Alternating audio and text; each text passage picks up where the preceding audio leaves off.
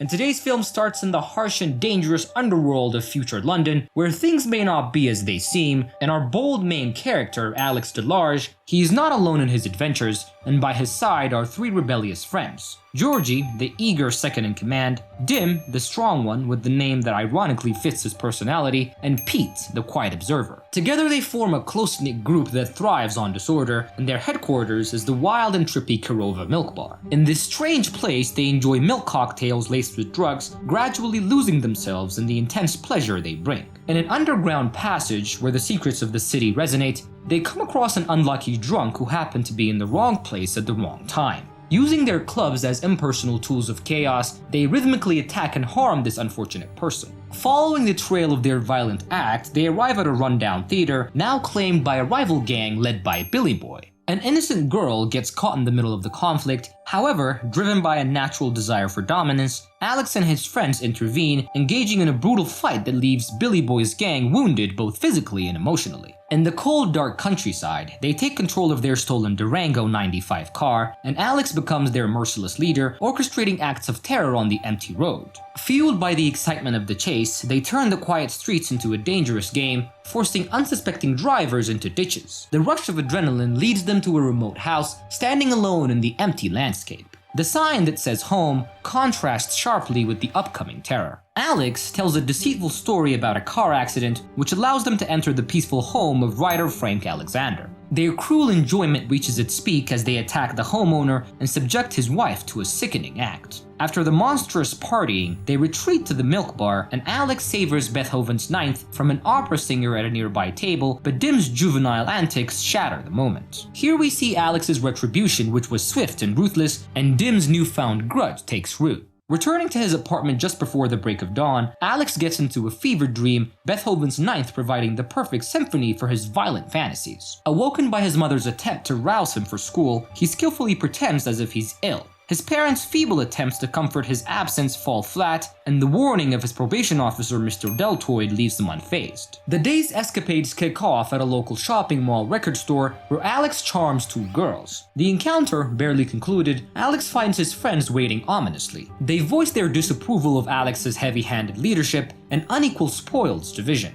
Georgie's proposal to rob a health farm strikes a nerve, but Alex consents, masking his unease. As the boys walk along the riverbank, Alex asserts his dominance in a sudden burst of violence, leaving Georgie and Dim drenched and battered. Resuming their plans, they arrive at the health farm, and their previous ruse arouses suspicion in the owner, and she alerts the police. Alex resorts to a bold action, scaling a drain pipe and finding himself facing the homeowner. In a fatal confrontation involving a Beethoven burst and a phallic sculpture, Alex ensures his victory just as the police arrive. But as Alex tries to make his escape, he gets attacked by Dim in a milk bottle, and he is left writhing in pain as the police come and arrest him. His belligerent attitude provokes the anger of the constables, and one of them presses his thumb against Alex's broken nose, and reacting, Alex lashes out, leading to a brutal beating until the arrival of Deltoid. He brings the chilling news: the health farm owner has died, and Alex's crime has taken a lethal turn, and he is now a murderer. He gets sentenced to 14 years in prison, and he gets stripped of his possessions and even his name, and he is now identified as prisoner number 655321. Fast forward 2 years later, Alex assumes a facade of piety.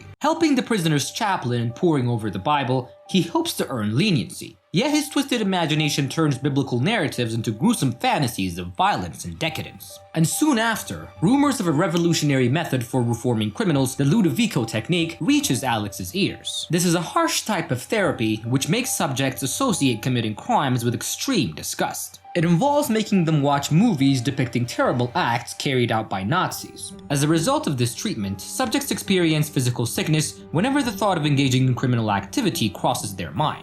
Eager for a quick ticket to freedom, he strives to be selected for the experiment, and with the arrival of the Interior Minister, Alex seizes his chance, ensuring that he gets picked as the perfect subject for the Ludovico treatment. The transition to the Ludovico Center begins under the watchful eye of Chief Officer Barnes and Dr. Brodsky. Promised a cure, Alex endures the first dosage of the sinister treatment. Restrained and immobilized, his eyes clamped open to witness violent and explicit scenes. The terror of the experience engulfs him, his screams echoing through the rooms as sickness overwhelms him. Yet, to Dr. Brodsky, the induced paralysis and terror are signs of progress. Then, subjected to a brutal double dose of the treatment, Alex's horror reaches its peak as he watches World War II footage with the backdrop of Beethoven's Ninth Symphony. After a grueling 2 weeks, Alex is showcased before a distinguished audience. Forced to lick boots and deny his sexual instincts, Alex's newfound revulsion for violence is laid bare for all to see. Amid the Interior Minister's praises for the new era in criminal justice, the prison chaplain voices his dissent. He argues the technique's violation of Alex's humanity, yet the minister shrugs it off, fixating solely on the results. Navigating his way back home, Alex finds his folks engaged in cordial banter with Joe, their new tenant. As Alex attempts to rekindle the familiarity, the cold reception from his father and the callous reproach from Joe stings. Faced with the bitter resentment of his once loving home, Alex is left choking on the betrayal. He musters his dignity and exits, leaving behind the remnants of his former life. Standing at the edge of the Thames under the gloomy expanse of the bridge, Alex contemplates his broken existence.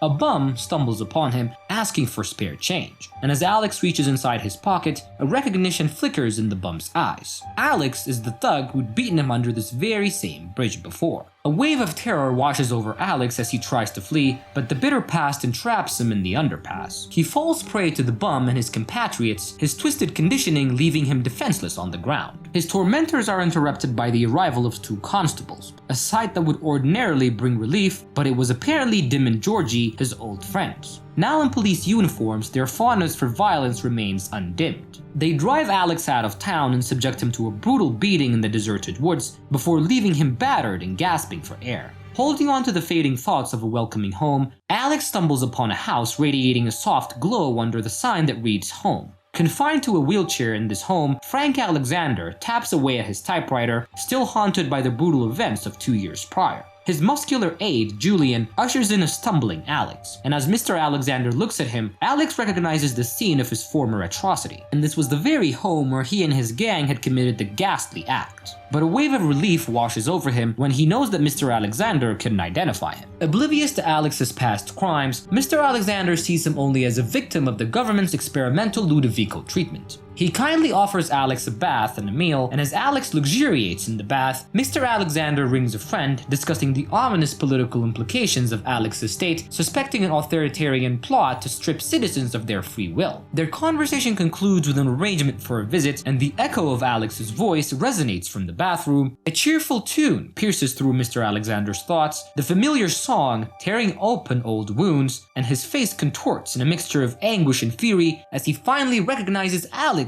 for the monster he truly is. At a dinner table, Mr. Alexander conceals his fury, urging Alex to eat and drink, all the while filling Alex's glass with red wine. The meal progresses with Alex increasingly nervous under the watchful eyes of the simmering Mr. Alexander and the imposing Julian. Mr. Alexander brings up the tragic fate of his wife, attributing her demise to a broken spirit crushed by the brutality of the modern age. He also associates Alex as another victim of this ruthless era and promises him help from 2 incoming friends. These friends, a man named Dolan and a woman, arrive, grilling Alex on the specifics of the Ludovico treatment. As Alex concedes his aversion to Beethoven's Ninth Symphony, he collapses onto his plate of spaghetti, unconscious from the drugged wine. Mr. Alexander and Dolan exchange looks of triumph as Julian is instructed to prepare the car. Awakening in a strange country house, Alex is greeted by the swell of Beethoven's Ninth Symphony. The song, once a source of joy, now drives him to the edge of despair. Watching in delight, Mr. Alexander sees the music unravel Alex, pushing him toward an unthinkable act. Overwhelmed, Alex flings himself from the upper floor window onto the harsh stone patio below. Surviving his desperate plunge, Alex comes to the hospital, his body entombed in a cast. Newspaper clippings reveal a public uproar against the government's cruel experimentation, with the interior minister facing the brunt of the backlash. Alex's parents arrive feeling regret,